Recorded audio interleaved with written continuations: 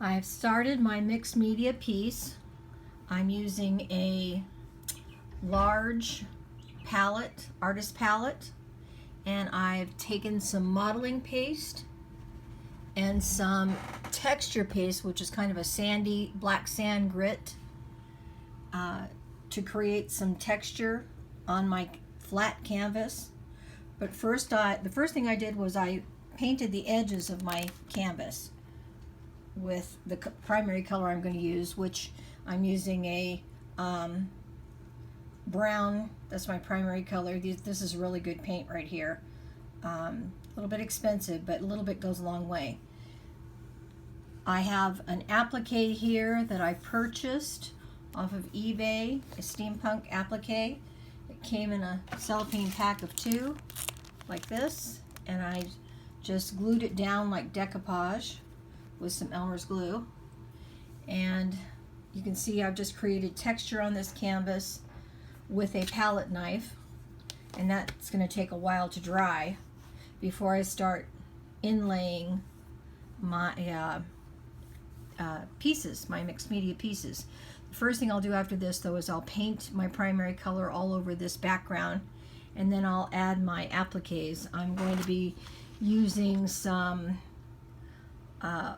flower pieces from antique brochures and brooches and earrings that haven't come in yet, but they'll be here any day now, and some seashells that I have.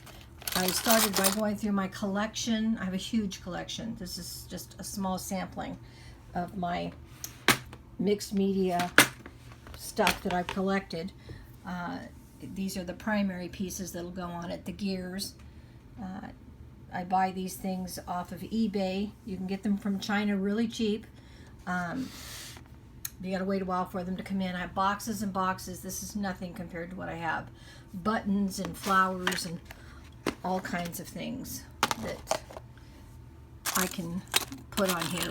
Brooches, pieces of lace. I'm going to be using some coral, hearts and things, fairies. This is my inspiration setup. This is what I'm going to start with and see where I go from there. Then I'll build up the layers and the textures on this piece, and that will be the next video. So and I just want to give you a tip that between each layer and application, I clean everything up, especially my brushes. Brushes are expensive. Even the cheap ones, they add up when you mess them up and have to get more. So I clean up after every layer so that nothing dries on my utensils and my implements, so that I keep everything in good sound condition. I keep on my table, my drafting table, paper towels, water, brushes, and I use these flexible cutting boards that I get at Walmart as the background to protect my desk. This is actually a drafting table, a glass drafting table that I've put a plastic mat on, and then I use this to protect that plastic mat. So this is the first phase, and remember, the first thing you want to do is paint your edges, your primary color. I painted all the edges before I started anything. Okay, on to phase 2 when this dries.